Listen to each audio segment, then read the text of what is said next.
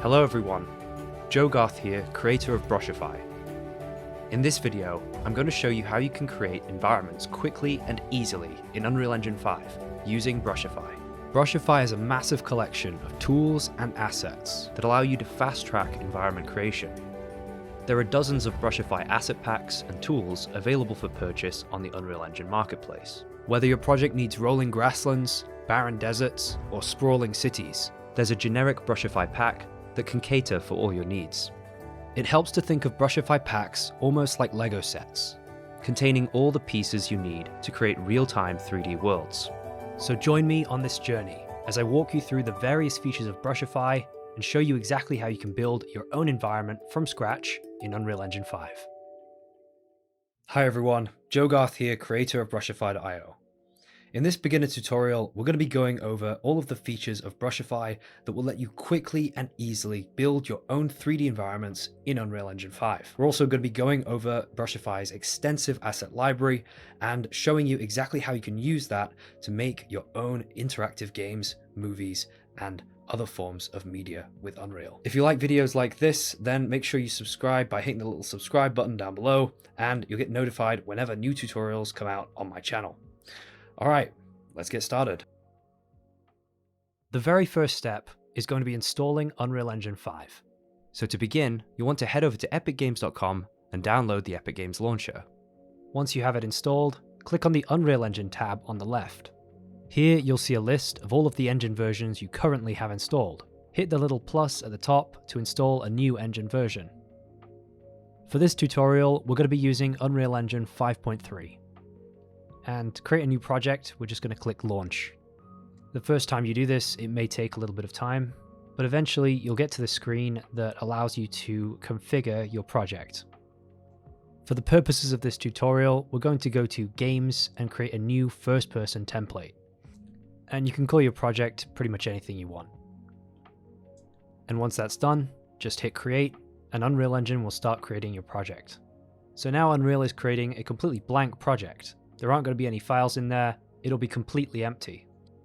When it first loads, you should have something that looks a little bit like this. This is the first person template, and if you're just getting used to Unreal Engine, you can use this scene just to get used to the controls, maybe move a few objects around, and just get a feel for how everything works. Once you're ready, close down the project, and we're going to do the next step, which is installing Brushify.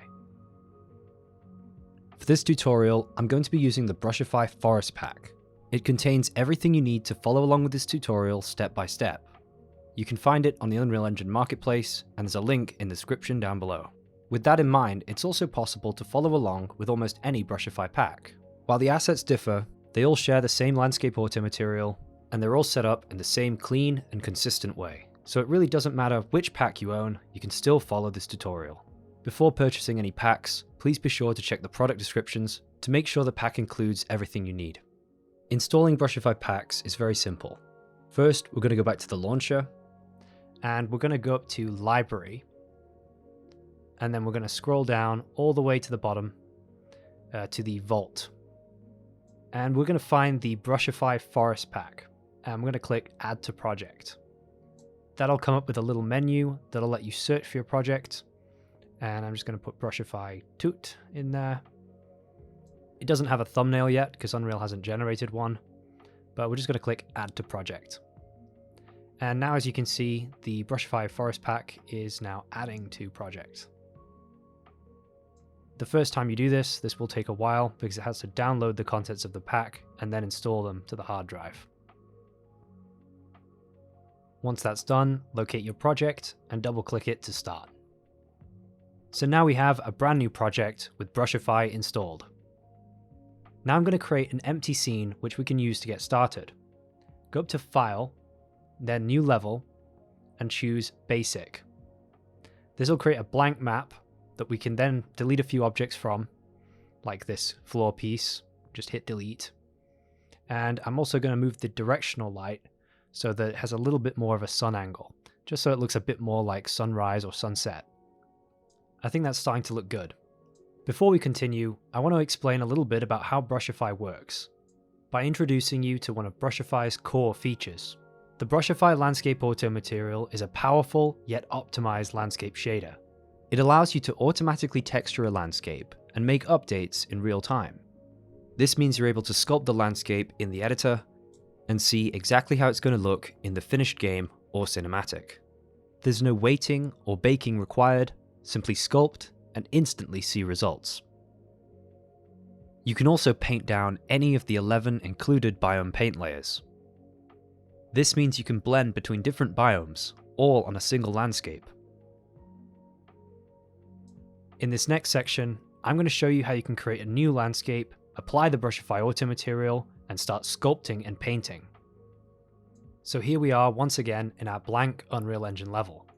Our first step is to go up to where it says Selection Mode and choose Landscape. You'll see that this creates a sort of green, square-shaped grid. To make this into a landscape, we're going to need to set a few settings.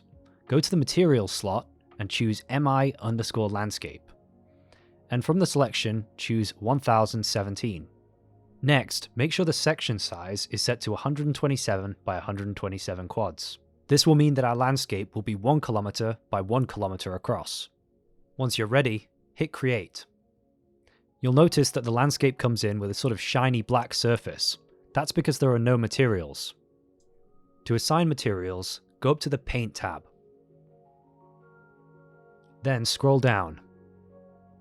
Go to where it says Grass, and we're going to click on Create Layer Info. Then choose Weight Blended Layer. We're going to create a new folder within Brushify Maps Tutorial, that's where this level is saved, and we're going to call that Layer Infos. I usually create a folder like this per level so that everything's saved in one place. Then hit Save, and also make sure that the file itself is saved in the content browser. Let's zoom in a little bit and take a look at our landscape close up. As you can see, Brushify is doing a great job of automatically texturing the landscape, and automatically adding details such as grass and flowers. However, this landscape looks pretty boring and it's really flat. So we're going to go in with the Sculpting tool and maybe just add a few little details. Go up to the Sculpt tab and make sure the Sculpting tool is selected. You can adjust the brush size, and we're just going to start clicking a little bit on the landscape. So as you can see, as we deform the landscape, it automatically becomes textured. And that's all done by the Brushify auto material. There are a few different parameters in the sculpting tool which you can play around with, like the tool strength and the brush fall off. So give those a go and see what you can create. You can also see that as I sculpt the landscape, the auto material is adding small rocks and scree to the sides of the slopes. Now that we have a little scene, we can jump into the game by hitting play. Now I'm able to walk around the scene in first person and give it a little preview. Just seeing how it would look from the player's perspective. At the moment, the only material we've got painted down is the grass material. Brushify comes with several different biome paint layers which you can paint down onto the landscape.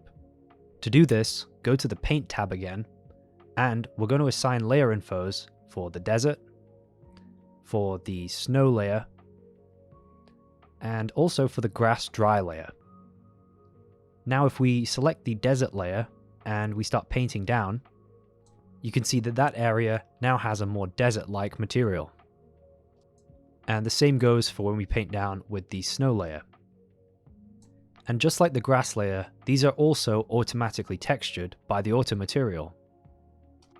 So if we go back up to the Sculpt tab and use the Sculpting tool, we can actually deform the landscape and watch as the auto material textures it.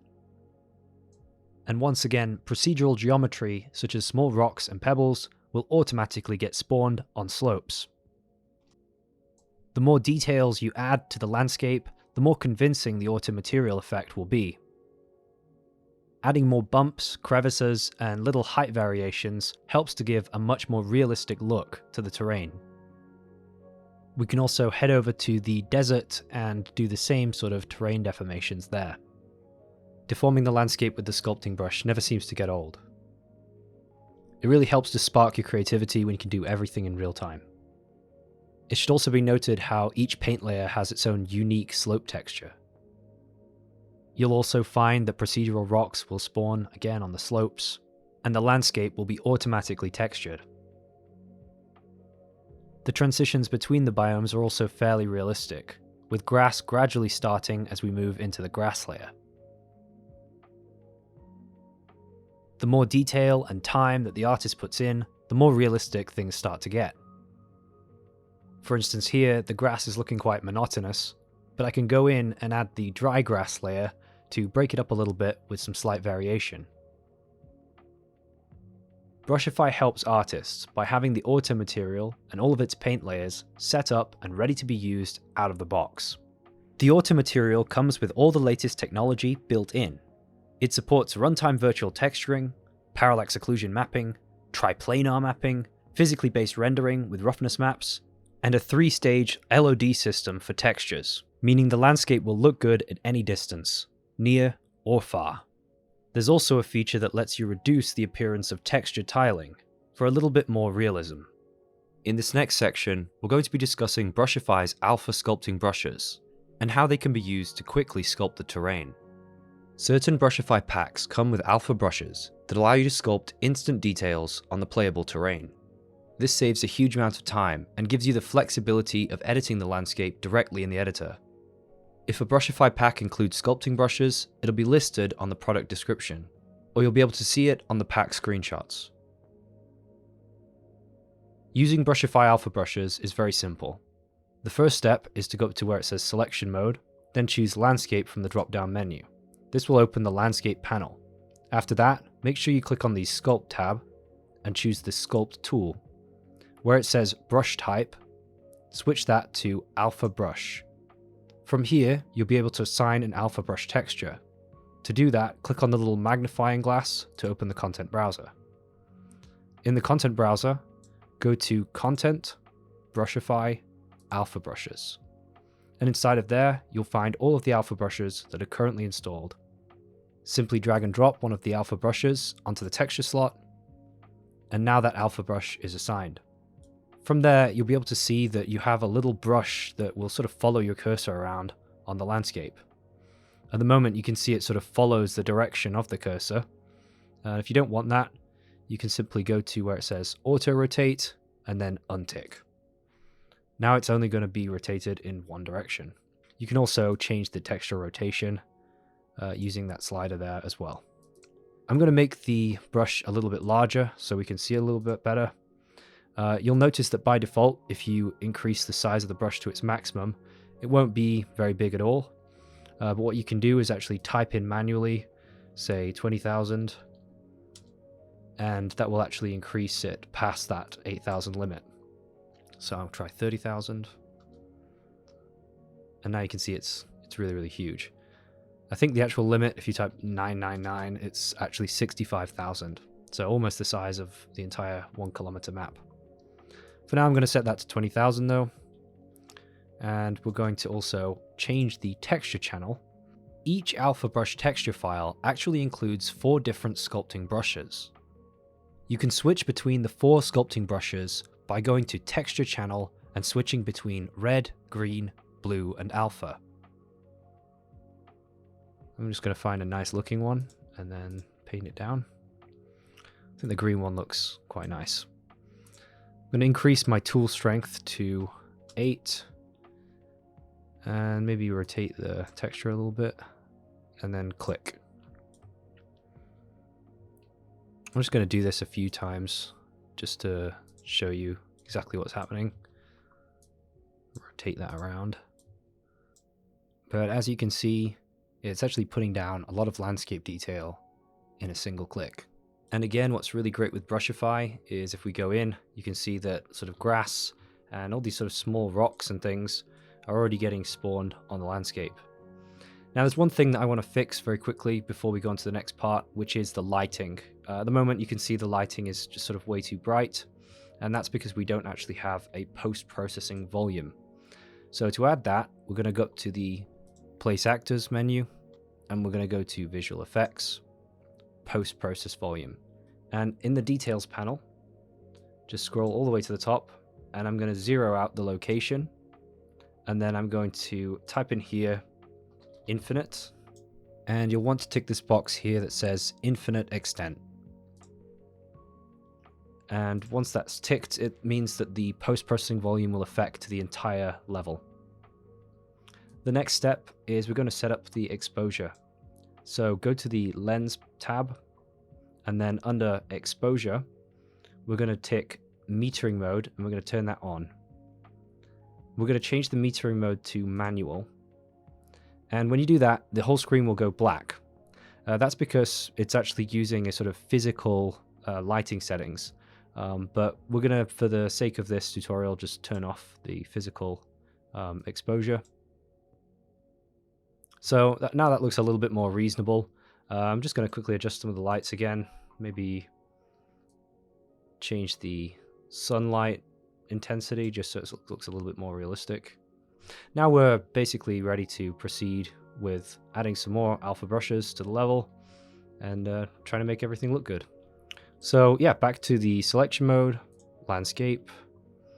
I'll go to sculpt, alpha brush, and I'll make sure I'm in the sculpt tab, sorry. And I've still got my brush applied, so I can start sculpting. And again, once again, if I click, that'll generate it. Undo will undo it. I'm going to move this around a little bit. And we're sort of generating some really big mountains here. Might make that a bit lower, maybe 30,000. Just click. And I'm just switching between the various different brushes and seeing what I can come up with.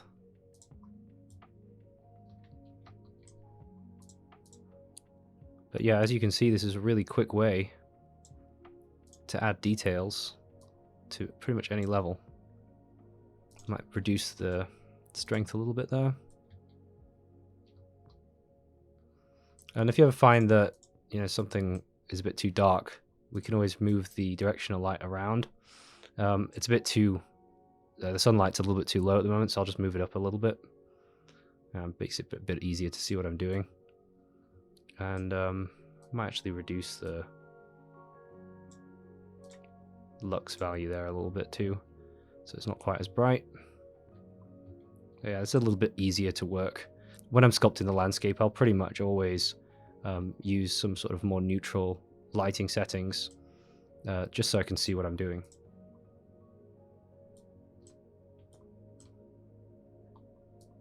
Let's add one more of these, maybe the green. I'll rotate that around.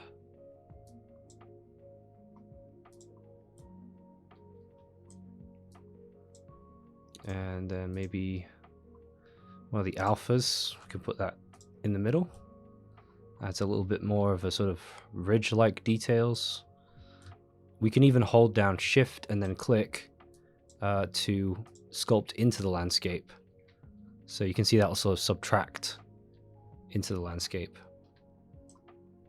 We'll try that with another brush. Maybe a little bit less strength with this one. Or maybe a little bit more. This helps to create sort of little canyons and valleys and things. So we'll just keep going around the map and adding more details. If you ever want to remove a sculpting brush that you've sculpted previously, just want to erase that, you can just go up to the Flatten tool, and usually I click on Flatten Target, use the little eyedropper on a flat piece of the landscape, and yeah, then I'll go to I'll make sure I'm on Simple Circular Brush, set the scale down a little bit, and then you can just erase away any of the old landscape work that you did. I've just sped up this part so that you guys can see the process of just placing down alpha brushes. It's pretty much just a case of repeating what I was doing before, but just for the entire map. Usually I want to create a bit more of a flat area in the middle, so I think I'm just going to smooth out some of the areas right there in the center.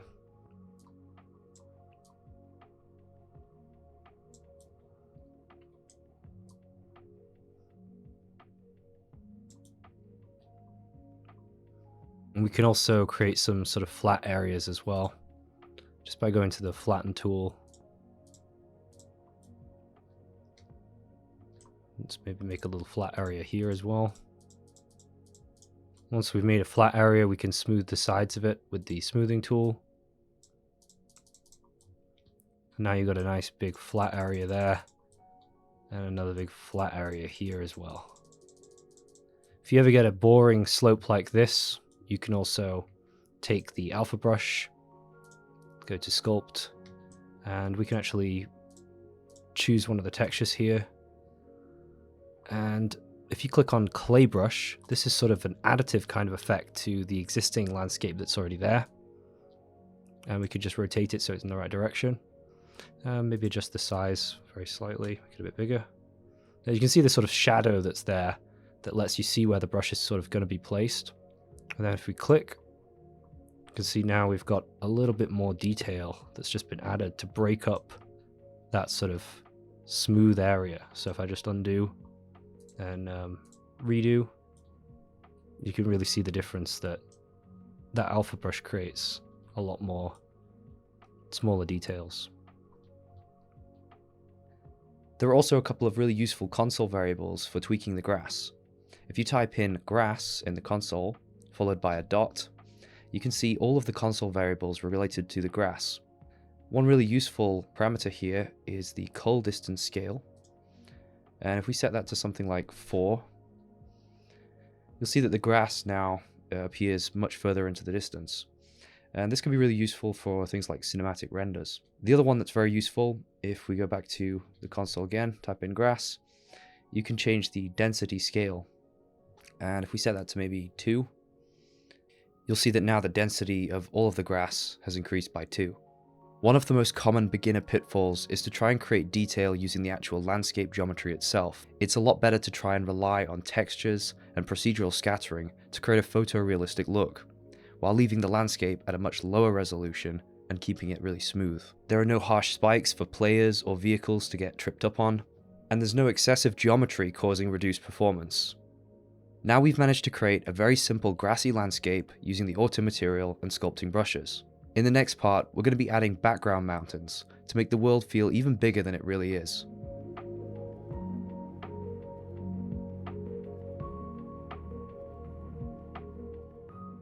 An even more advanced way to sculpt the landscape is to use the Brushify SmartBrush system.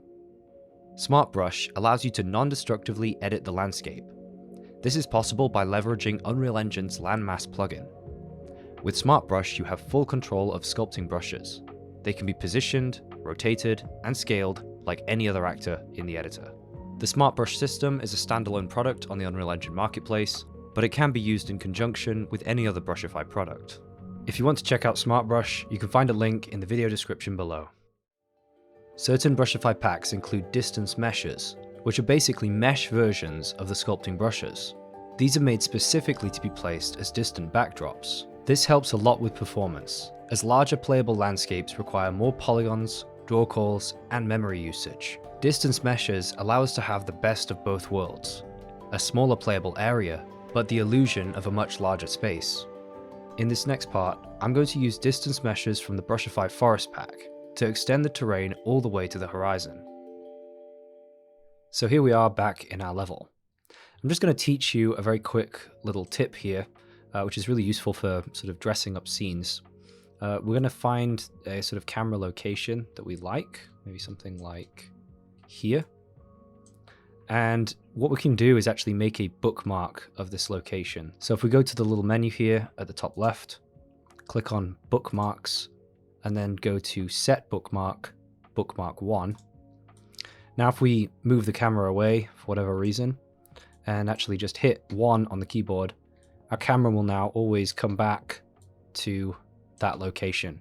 So this is really handy when you're set dressing and you say move the camera around for some reason to do something, and then you want to jump back to that same location to dress it up. This is really useful. So now we're going to start adding distance meshes. And to do that, we're going to go up to Window, Content Browser, and we're going to go into the Content folder, Brushify, Distance Meshes. And inside this folder are all of the distance meshes that have been installed into your project. So if you install a Brushify pack, you'll see all the installed distance meshes will appear here. Now I'm just going to start dragging and dropping some of the meshes into the world. So I'm just going to take the content browser and move it to the side there. So inside the folder, you'll get a lot of different files. These are material instances, but the file that you want to drag in is the static mesh. So that should say S underscore. So we're just going to drag and drop that into the scene. And then, yeah, as you can see, we've now got a sort of mountain mesh. And yeah, now we can start to actually place this in the distance. But before I do that, I'm going to actually change the material slightly.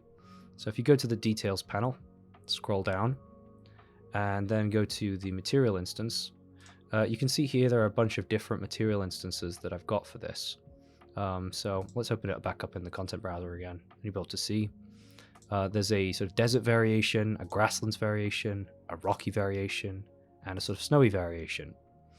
I'm going to actually use the grasslands variation, and some of the Brushify distance meshes have got sort of different variations, others don't, but in the case of this one, I want to use the grasslands variant. So now you can see that I've actually got a sort of matching color. So the color of the playable landscape sort of, almost matches the color of the distance mesh. And this is really useful because it will sort of hide the transition between the playable landscape and the distance mesh. So I'm going to put this large mountain way in the distance. I'm going to sort of scale it up as well. Let's try and find a nice sort of angle. Maybe we can go back to the bookmark there. So I'm just going to move that a little bit further back, and then let's maybe make it a tiny bit bigger. Really just sort of adjusting this so it sort of fits with the rest of the mountains. And then you can sort of just move around the camera and see how that looks in relation to the rest of the landscape. And I think it fits pretty well. So there is one issue, which you can see this slight area down here. There's a sort of gap. So if you do have any little gaps like this, we can actually plug them with another distance mesh. So I'm going to go back up to the content browser, and I'm going to choose generic erosion 01, and then yeah, just drag and drop that in. And I'm just going to rotate it a little bit, maybe scale it a bit, and we're going to use this to sort of plug the gap there with some more sort of interesting landscape information. It doesn't really matter if you clip two distance meshes together because they're quite high resolution. They're sort of designed to be sort of clipped together in different ways. And as you can see, that's now sort of covering the gap quite well. We're going to try to sort of connect up this side as well. So again, back to the content browser. Let's maybe grab generic 02. And let's make that a bit bigger. It's really just a case of putting distance meshes sort of overlapping each other, sort of in front of each other, behind each other, until you get sort of nice shapes. And we can always sort of consult with how it looks, from back here. So as you can see, it's sort of now connected. Maybe lower this a little bit so it's not all the way in the way. But as you can see now, it looks like there's way more distance terrain than there really is. Another thing we can do if we want to be really clever is actually just try and sort of connect together the distance mesh and the playable landscape. So I think here there's a bit too much of a gap between that playable landscape and the distance mesh. So we can maybe try and fill that gap with, another distance mesh just to give it some sort of layering. Really, this is all about just sort of layering. It's almost a bit like, how you have in a play or a theater, like a pantomime or something, where you have various different layers. And when you pan the camera, that's what really makes everything look more convincing, is when you have sort of layers and layers of mountains. It doesn't look like it's just, one background image in the very far distance. It's actually got multiple layers connecting the foreground to the background. And then it's just a case of sort of going around the whole map and sort of using this technique. And I've just sped up this part where I'm just placing distance meshes. And again, here you can see I'm sort of putting something way far in the distance, like that very far distant mountain. And then I'm using various different distance meshes to sort of create layers running all the way to the horizon. Remember, the player's never going to be up here looking down on these meshes. The players are always going to be sort of, on the actual landscape itself. So if it's a first-person game, you're only really needing to dress for, on the landscape or just a few meters above it. If the camera ends up here, it's they're way out of the playable zone. All right, great. I think that looks pretty good, and I think that pretty much covers distance meshes. Now that we've covered the essentials of generating a landscape, we can start to populate the world with larger objects, like cliffs and buttes. I'm going to show you how you can add your own detailed set dressing to add more variation to the landscape. So I think this is just about where we left off. And as you can see, I think the automaterial does do a great job of providing us with some detail.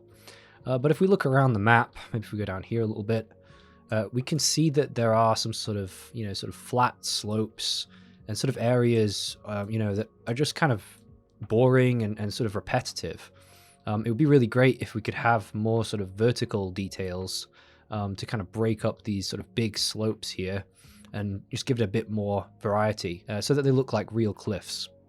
So in order to add some detail to these slopes, we're going to actually use some cliff meshes. The Brushify Forest Pack actually includes a couple of cliff meshes which we can use. We're going to go up to Window, Content Browser, and inside Brushify, Meshes, Cliffs, in the Meshes folder, we'll be able to find all of the cliff meshes which are installed in the project. For this example, I'm going to be using Cliff Large 01. And inside that folder, I'm going to scroll down until I find the static mesh, and I'm going to drag and drop it into the world. So as you can see, this static mesh is just basically a sort of vertical cliff. It's got a few overhangs and things, but this is really good to be used as sort of something that can be slotted into the landscape. You can see the textures sort of match, so it's really easy to kind of take this, put it to some sort of interesting angles, something like that. Maybe turn it around. And really what I'm doing now is just taking it and duplicating it. I'm trying to find sort of different angles and scales where I could sort of make it slot into the landscape. Maybe another over here. And really the idea behind this is to give it sort of more sort of detail and create some sort of verticals and overhangs. Yeah, maybe something like that. Whenever you think something's becoming boring, you can just rotate it around. And again, let's just rotate around, try and find a different angle. Usually try and just slot it right in there. You can also break things up a little bit by maybe leaning it slightly, rotating it. And you can get so many variations out of just one mesh. So you really don't need a lot of different assets. And actually, it's very good for performance if you reuse the same asset multiple times. Yeah, once you have something like that, you can maybe go in and start making things a little bit more uneven. So maybe like leaning this in, taking that, making that a little bit more jagged, uneven, moving things forward and backwards. This is really just sort of a case of polishing things so they look a little bit more natural. And now you can see we've got a lot more variation going on this cliff wall that we didn't really have before. And we could actually go into the outliner here and just select all our cliff meshes and see sort of before and after. And you can see the massive difference that having a few placed cliffs really makes for the landscape's detail. If you need even bigger cliffs with more realistic details, you can take a look at the Brushify Cliffs pack. It includes much larger modular cliffs that are generated either with photogrammetry or with procedural generation. Because these assets are modular, they can be used much in the same way as the smaller cliffs that we already placed, just on a slightly larger scale. Again, you can get a lot of variations even out of just one asset, just by rotating, scaling, and translating it. In this section, I'm going to be showing you how you can paint down foliage or rocks, as well as how to distribute them procedurally. Procedural tools let you scatter large amounts of objects instantly across the entire map. The way they scatter follows a set of rules, which we're going to be tweaking and controlling. So here we are back in our level. I'm just going to hit 1 on the keyboard to jump back to our bookmark. And as you can see, I've just spent a little bit of time sort of adding a few of these sort of cliff rocks and stuff to the bookmarked shot, just to kind of, add a little bit more detail on the cliffs. But next we're going to be adding some foliage. To add foliage, you want to go up to where it says selection mode, click on the foliage mode, and that'll bring up this little panel here on the left. You see where it says drop foliage here? To do that, you want to go up to the content browser, under window, content browser, and we're going to find the Brushify foliage, which is in content, Brushify, scroll all the way down and find the procedural folder. And inside of foliage, you'll be able to find a folder called Trees Summer. Inside of here, you've actually got a procedural foliage spawner file, which we're going to be looking at later. But for now, we're just going to take the foliage types that are in the foliage types folder, and we're going to add those to our foliage mode panel. So to do that, just select all of them and then drag and drop onto where it says foliage type. Now, from the beginning, you'll be able to see that all of these sort of little boxes, and some of them are ticked and some of them aren't. So I'm just going to go inside of this little panel here and go Control A to select all on the keyboard. And then I'm just going to tick the little tick box to disable all of them. So what am I going to paint down first? Well, I think I'm going to start by painting down some maple trees. So let's select all of the maple trees, the small ones, the medium, and the large. And we're going to tick the box there. And then you can see that there's this sort of sphere that will appear wherever you point the cursor on the map. And if you click, you'll see that some trees have already spawned where I click. If you shift and then click, you can delete those trees. So let's just make some random painting here. And as you can see, now we've got these trees that have nicely sort of appeared on our landscape. And because this is Brushify, all the trees have got, you know, quite detailed tree trunks. And that's really how you paint down trees. You can, of course, adjust, let's just delete that. You can, of course, adjust things like the brush size. So if you wanted to only paint down a very small amount of them in only one area, then that would help you do that. You can also go down here to where it says density. There are two ways you can do this. You can either change the paint density here, or you can, which is already maxed out, or you can actually change the density within the foliage types themselves. So here the density is set to 1. Let's just change that to 10.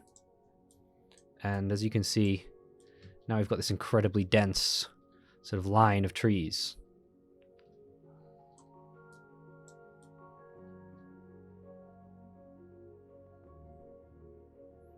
And again, if we just make this brush size a little bit bigger, we can delete all of those. Let's just start again. There's also the option to be able to adjust the size of the trees that you're painting down. So if perhaps these trees are too big, we could find the scale down here where it says scale X.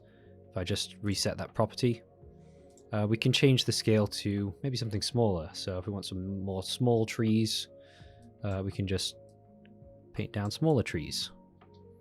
And of course, this doesn't really make sense at this scale because now we're kind of painting down lots of little mini trees. And, you know, some of these are designed to be much larger.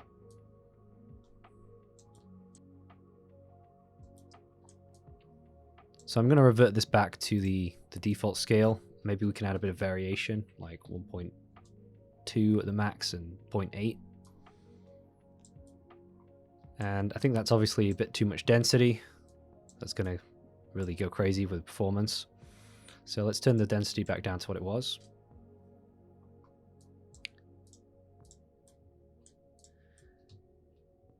And there we go. Now we can basically very easily just create quite large forested areas just by painting down the trees.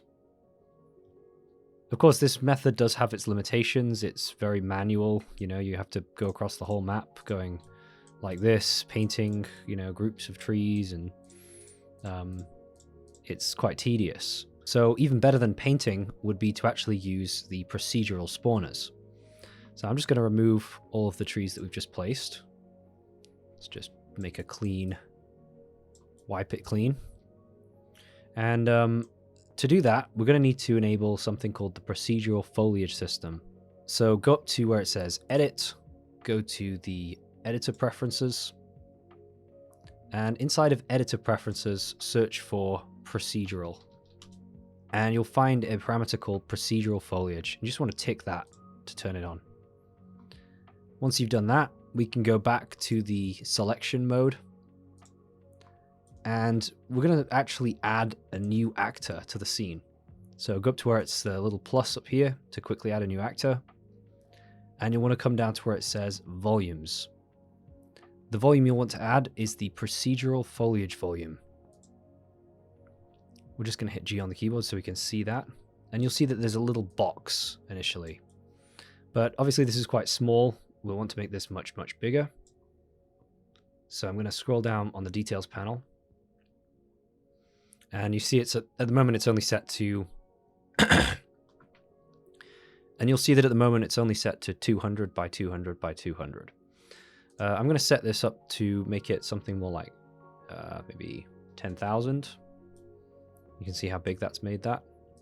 I'm just going to copy that to all the values. Now we have a much bigger area that's sort of being spawned.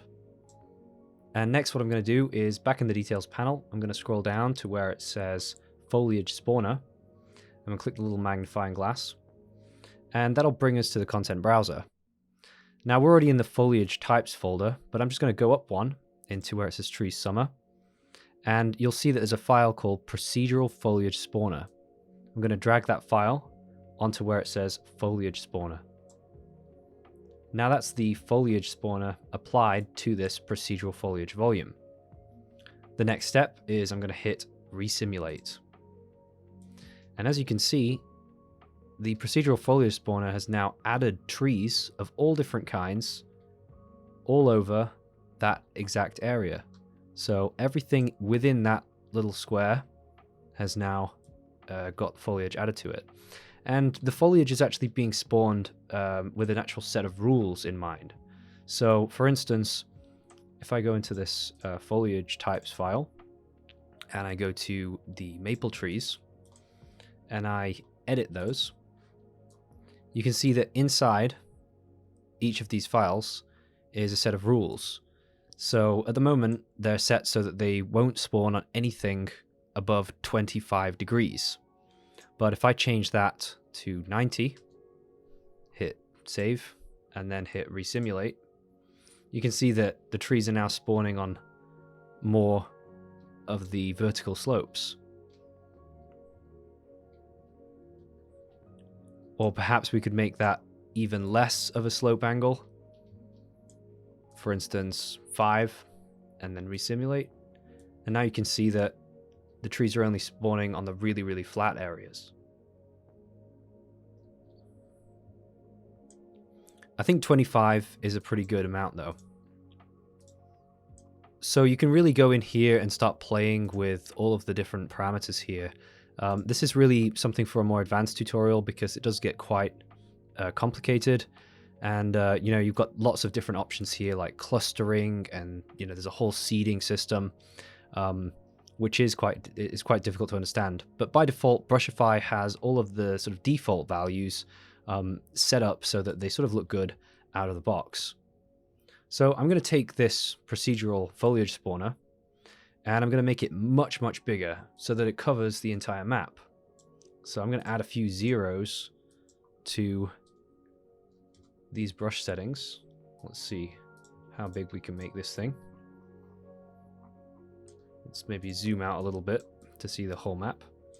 Yeah, maybe that's a one too many zero. Let's make it a little bit smaller. Okay, so that's now, I think, exactly matching the size of my map. Let's just put it somewhere like there. In fact, we could be a little bit more precise about this, but it doesn't really matter for this tutorial. But now we've got basically the procedural foliage volume covering the entire landscape. And let's hit resimulate. And in theory, we should be able to get the entire landscape covered in foliage. So there we go. Now we've got foliage covering the entire landscape.